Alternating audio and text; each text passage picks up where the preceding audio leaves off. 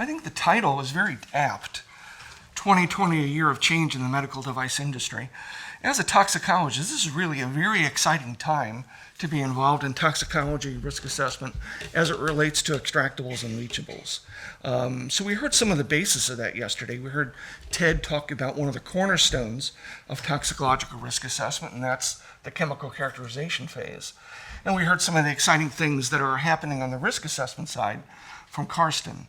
So what I'd like to do is talk about a topic that is really a very hot topic. And in fact, I'm dealing with two clients right now who are trying to address challenges associated with identifying unknowns or tentatively identified compounds.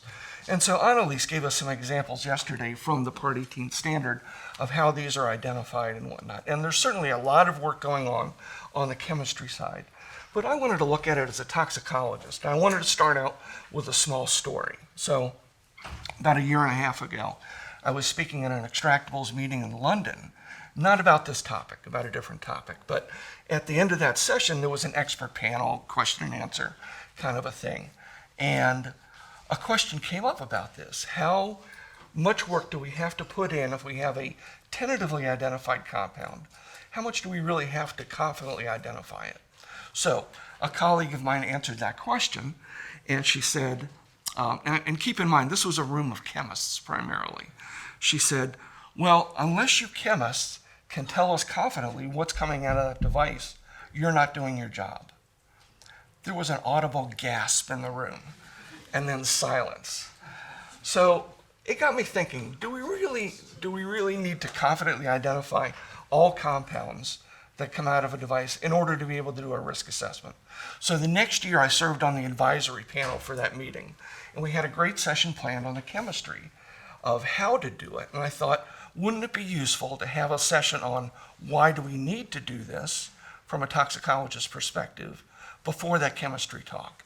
And that's really some of the ideas that I'd like to share with you today. Okay, just first some disclaimers. The concepts that I'm going to discuss, I think, are most applicable for tentatively identified compounds that are released from medical device materials. Our colleagues in pharma and in the food contact world have been giving a lot of thought to this as well. But the proposed approaches that I'm going to mention are only applicable for medical devices. Also, as it was mentioned in the very kind introduction, I have retired recently from the US FDA. And so although some of the concepts that are going to be discussed are relevant to the FDA, they don't represent an official position of the FDA or notified bodies. This is very much a concept that's evolving, and I think you'll see that as we go through the slides. So that's important to keep in mind. I'd like to offer some practical guidance on how to move forward, but realistically, we're still in the very much of an evolution stage in this. So I'd like to cover two basic concepts. As a toxicologist, what are the implications if we really don't know what's coming out of the device? I have to be honest with you. For many years, when I would see a chemistry report, and you know what they look like. They've got these long lists of compounds that are extracted from the device. And I think a lot of my other toxicologist colleagues naively assumed that that's what was really coming out of the device. Well, it's sort of. I see the chemists saying, oh, no, that's not true. And I think toxicologists are having an increased realization that there is uncertainty in both the identification and quantification of extractables and leachables. So downstream, what are some of the implications of not being able to confidently identify compounds? And then, so what do we do about that? What are some proposals on how to move forward with risk assessments if we don't have the most certain information? So just in terms of the implications. Now, just want to make sure that we're all talking the same language. And Karsten pointed out yesterday that as we adapt risk assessment approaches that have had a long history of use in other sectors, pharma, pesticides, pollutants, we've adapted a lot of those approaches for how we assess the toxicological risk of extractables from devices. And that's kind of reflected here. So we need basically two bits of information. We need to know how much of the compound the patient's exposed to, and then what's an acceptable level of exposure. So obviously, if the patient's exposed to more than what we think is acceptable, then that's going to raise some concerns. If it's less, then we'd have fewer concerns. And I know one of the earlier speakers, Peter, had a session on how to interpret margin of safety, and that's a very important consideration, but I guess for time considerations, we didn't get to that. Speaking of time considerations, I'm very mindful of the fact that I'm the only thing standing between you and lunch. So we're gonna move ahead pretty quickly with this. I just wanted to point out that identification is important for both of these steps. The toxicity side, we need to know what these compounds are, and then from the exposure side, it's going to help with the analysis if we know what they are. Okay, so what are 3 factors that we want to take into account when we're considering the toxicological impact of identifying these? One is, suppose we're not really sure about what that is, can we move forward? But even worse, suppose we misidentify a compound, especially if we think it's not so toxic, but it turns out to be more toxic. How are we going to handle that? And also, and I'm not going to talk about this today because of time limitations, is what are the implications of not uniquely qualifying a compound, especially if it co-elutes with a lot of other compounds? When do we need to tease that out? So you'll have my slides and you can go back and look at that and we can talk offline if you'd like. Okay, so in your meeting packet, there are 2 papers that were authored by Pete Christians and his chemistry colleagues. Oh, I'm not going to forget that. Dennis would not let me forget. Here at Nelson Labs, and then Dr. Jenke, who you'll hear from later this afternoon, was the senior author on 2 of those and the first author on the other paper. So at first I was going to recommend that you read these. I consider this required reading. And so in the second paper, Pete and his colleagues and Dennis have some specific thoughts about identifying and quantifying extractables and leachables. And Pete's kind of a tough guy. So if I'm interpreting this correctly, you want to see pretty much everything quantified and identified in order to make sense for the risk assessment. And so as a toxicologist, I love that because although Dr. Boss earlier told us to embrace the gray, toxicologists hate the gray. But we know realistically as risk assessors, we have to deal with the gray. We almost always deal with the gray. And so a lot of this talk is how do we deal with that gray part? Okay, so Pete and his colleagues have kind of drawn a line in the sand that says, this is the standard. This is what we want to see people reach to. But again, we know that there's uncertainty. Certainly as toxicologists, we don't have the toxicity data that we need for a lot of the compounds that are extracted from devices. We have to use computational models often to predict that toxicity. So we're used to dealing with that uncertainty. Again, I think there's an increased realization that there's uncertainty in the chemistry side as well. And so how do we fix that? It typically requires more work, more resources to reduce that uncertainty, whether we're talking about the toxicity side or the chemistry side. I should point out that this slide was borrowed from a former FDA colleague, Dr. Alan Hood, that he used in a webinar that was given to the Society of Toxicology's Medical Device and Combination Product Specialty section. And we're going to get into that a little bit more in a case study that he did to show why this is important. Okay, so again, we can have a screening approach, a non-targeted approach, as Annalie told us yesterday, or you can do more work, as Pete points out in this very nice, I guess it's a blog, it's an internal blog, so I would recommend that you look at this as well, and the URL is at the bottom, that, at least from a toxicologist perspective, we know that this chemical characterization step is not trivial. It takes a lot of work to get it right, and as a result, hopefully it's going to be an iterative process between the toxicologist and the chemist, with feedback from the toxicologist saying, most of these look good, but we'd really like to take a look at these particular compounds. Okay, so we heard from Karsten about some of the changes that are happening in Part 17, and I'm very glad that Part 17 is specifically addressing this issue. In fact, there's a whole annex that tells us How do we prioritize compounds for better identification? But it's interesting that they note, and this is sort of a reality check, because this is what we actually do. It acknowledges that, I'll try not to do that again, that a toxicological risk assessment of non-targeted extractables may be necessary if you only have an uncertain identity, at least initially.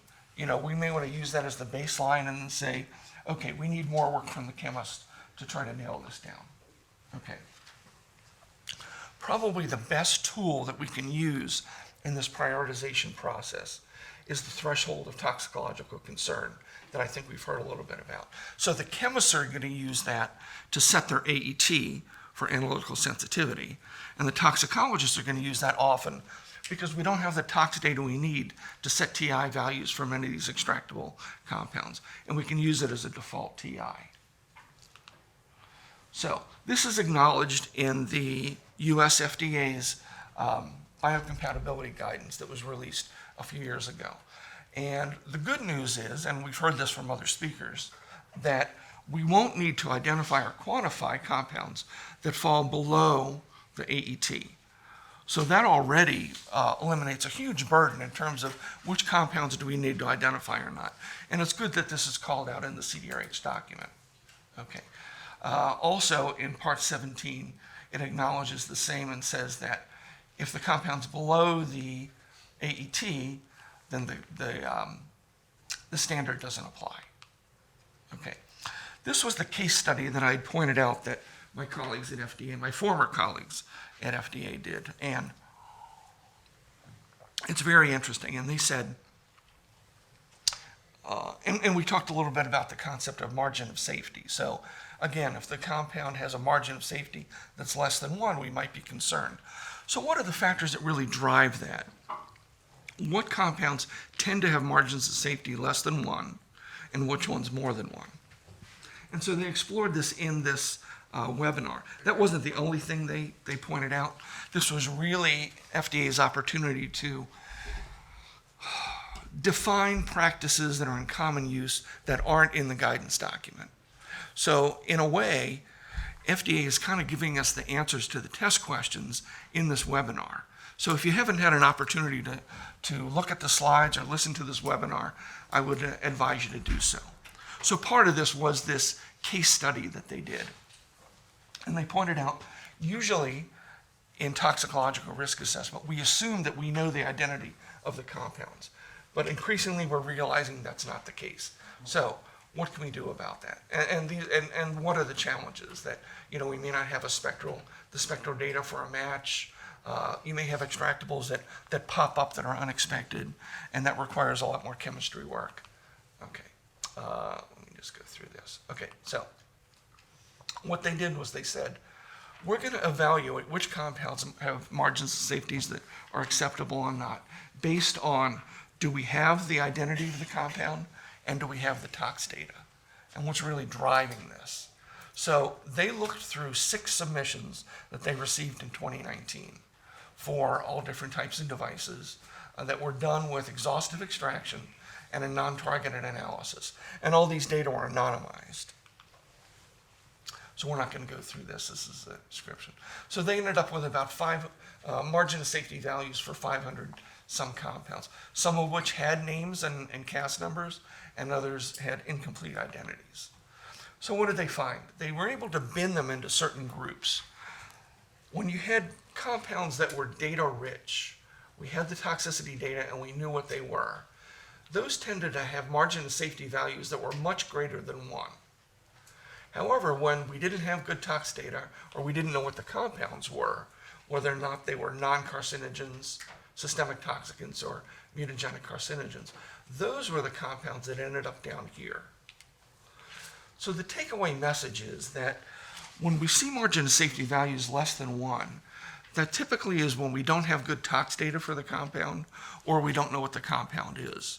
And so we're forced to use these conservative defaults.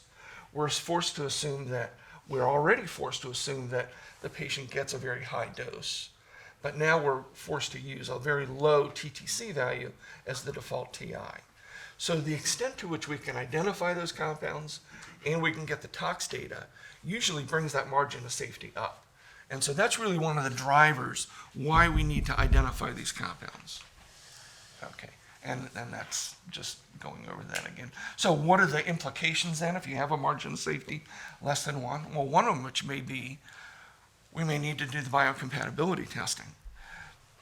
Just as an aside, and I wanted to underscore this point that Peter had raised earlier, that I don't think gets enough attention, that the chemical characterization risk assessment approach is really a huge success. And just before this, Christian talked about in vitro alternatives. Well, really, chemical characterization risk assessment can be viewed as an alternative method as well in terms of serving as a replacement for chronic toxicity, carcinogenicity, and to some extent genotoxicity. So it's important to keep in mind, and I think it was very well illustrated in the example that Peter gave, is that it's not a one-size-fits-all fix, that it can only be used as an alternative for certain endpoints and not others. So it's not appropriate to use some biocompatibility tests as an alternative for chemical characterization. And then conversely, at least at this point, you can't use chemical characterization for most devices as an alternative to doing the biocompatibility test for local effects. So I just wanted to underscore that, and I'm glad you raised that. But from an identification perspective, that's one of the outcomes. Okay. We also heard, and I think it was Henry, you might have mentioned, how do we use information on history of safe use? Well, one of the challenges there is showing equivalence between your new material and your old material. And to do that, you're really going to have to understand the material's profile. So before you can invoke a justification of safe use, you really have to use the chemistry and the biology data to show that those two are equivalent. So that's just another reason why we might want to identify those compounds. Okay, so we talked about how do we move forward, what are the implications of not knowing what the compounds are. And again, the subset of that is not identifying the compound. So let's say our tentative ID is that the compound is not toxic, but after further work we find that it is toxic. Well, that can have implications for the patient. Conversely, let's say we initially say it's toxic, but it turns out that it's not so bad. Well, you could kill a product doing that unless you did more chemistry work to show that, you know, maybe this extractable isn't so bad. Let me give you an example of that. And this was a case study that was presented by Taryn Mead from Fresenius at a biocompatibility meeting last year in Chicago. She was saying that they had a chemical characterization done of their device. And the chemist said, "You've got dioxin in your device." Well, you can imagine their reaction. I mean, dioxin is about the most toxic thing that's out there. They had to shut down their production line. They said, "We got to figure this out." Well, they did a little bit more work, and no, it wasn't dioxin. It was this thing, dichlorobenzoic acid, that has a much more acceptable margin of safety. So I think it just shows, you know, obviously we're concerned about patient safety, and we're concerned about making mistakes that we think the compound is initially not so toxic, but it is. The converse is true as well, that if it turns out the chemist tells you, "Oh, you've got this bad thing in there," you might want to do some more work and to say, maybe it's not so bad at all. Okay, so again, we know what the problem is. What are some proposals on how to move forward? And again, I mentioned in the revision of Part 17, and we're going to see the CD hopefully in a couple weeks, so we'll be able to look at it more closely. There is this Annex E on prioritizing medical device constituents that's really very useful. And again, the central concept is using your margin of safety to determine which of these compounds really need to be identified to a greater level of certainty. Okay. Now, capturing this concept and quantifying it, Dr. Jenke has a paper that's out in press that I think is just brilliant because it allows us to use this margin of safety concept in more of a quantitative way to draw lines about which compounds do we really need to identify and which ones do we need to not expend so many resources for. So Dennis's proposal is that if everything is looking like there's just going to be no problem with this compound, that the margin of safety is greater than 10, then we really probably shouldn't be expending a lot of resources to nail down what the compound is. Conversely, Dennis is pointing out that, if it's clear that it actually could be a problem with the margin of safety less than 0.1, then maybe we don't need to identify that as well. I can tell you from an FDA perspective, if the margin of safety is 0.1, you're going to need to identify that. So,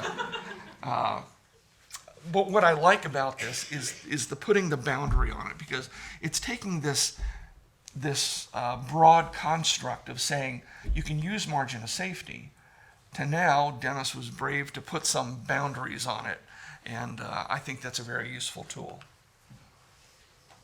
And the concept is actually represented in Part 17, but not so explicitly. They're saying that when you have a compound with high toxicity, high potency, high severity, in other words, a possibly low margin of safety, then there are certain things that you should do. You might want to identify it. You might want to make sure that you're using the maximum dose, or risk control, get rid of that thing.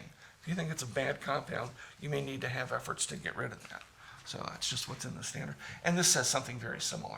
Okay. I'm not going to go through this in any detail, but there is a flow chart in the working draft of Part 17. Presumably this flow chart will be in the CD that lets you walk through this. What do you do when you know the compound's identity? What do you do when you not know? And it basically comes down to three things.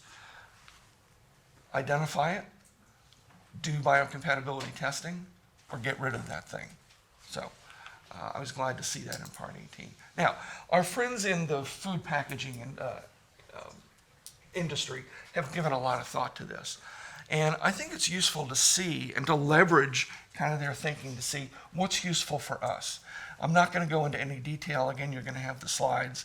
But I reference a few papers in which there's a lot going on here. But the point here is, and I don't want you to go through now, but the point is they're using that similar concept. They're using that margin of safety concept to say, when do we need to do a lot of work to identify this?